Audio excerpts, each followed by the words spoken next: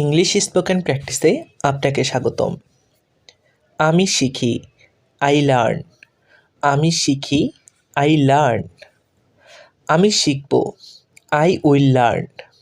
এখানে উইল হয়েছে কারণ আমি ভবিষ্যতে শিখব, এজন্য। ভবিষ্যতে শিখব বোঝালে সাবজেক্টের পরে উইল অথবা শেল হয়। আমি শিখছি, আই অ্যাম লার্নিং। আমি শিখছি, আই অ্যাম লার্নিং। এখানে অ্যাম হয়েছে কারণ এটি একটি প্রেজেন্ট কন্টিনিউয়াস টেন্স। আর প্রেজেন্ট কন্টিনিউয়াস টেন্স বলতে বোঝায় যে কাজটা চলমান রয়েছে, মানে কাজটা আমার চলছে, কাজটা এখনো শেষ হয়নি, আমি শিখছি, কাজটা আমার শেখার মাধ্যমে আছে। এই জন্য দেখেন যে ভার্বের পরে লার্নের সাথে আইএনজি যুক্ত হয়েছে।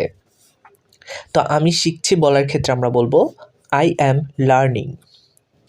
আমি শিখতে পারি, আই ক্যান লার্ন। আমি শিখতে পারি বলার ক্ষেত্রে আমরা ইংরেজিতে বলবো আই ক্যান লার্ন। আমি শিখতে পারতাম, আই কুড লার্ন। আমরা অনেক সময় বলি যে আমার যদি সামর্থ্য থাকতো তাহলে কিন্তু আমি শিখতে পারতাম। তো আমি শিখতে পারতাম বলার ক্ষেত্রে আমরা ইংরেজিতে বলবো I could learn. I could learn. আমি অবশ্যই শিখব, আই মাস্ট লার্ন। অনেক সময় আমরা বলি যে আমরা অবশ্যই শিখবো, আমাদের শেখা উচিত। তো এরকম যদি আপনি প্রচুর আকাঙ্ক্ষা নিয়ে বলেন যে আমার শেখা উচিত অথবা আমি অবশ্যই শিখবো, তাহলে আপনাকে বলতে হবে I must learn. I must learn.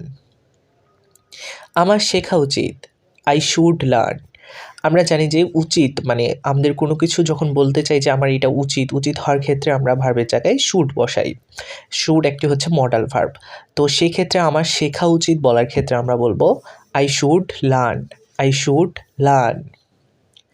আমার শেখা উচিত ছিল, আই শুড হ্যাভ লার্নড।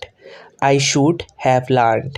আমরা যখন বলবো যে আমার শেখা উচিত ছিল, তখন আমরা বলবো আই শুড হ্যাভ লার্নড। আমাকে শিখতে হবে, আই হ্যাভ টু লার্ন। আমাকে শিখতে হবে বলার ক্ষেত্রে আমরা বলবো আই হ্যাভ টু লার্ন। আমার শেখার দরকার, আই নিড টু লার্ন। আমার শেখার দরকার, আই নিড টু লার্ন। আশা করছি এই সহজ ছোট বাক্যগুলো আপনাদের অনেক কাজে এসেছে। আর আমার ভিডিওটি ভালো লেগে থাকলে অবশ্যই সবার সাথে শেয়ার করবেন এবং লাইক কমেন্ট করতে ভুলবেন না। আর চ্যানেলটিতে প্রথম এসে থাকলে সাবস্ক্রাইব করবেন। দেখা হচ্ছে পরবর্তী ক্লাসে। ততক্ষণ পর্যন্ত সবাই ভালো থাকবেন, সুস্থ থাকবেন। আল্লাহ হাফেজ।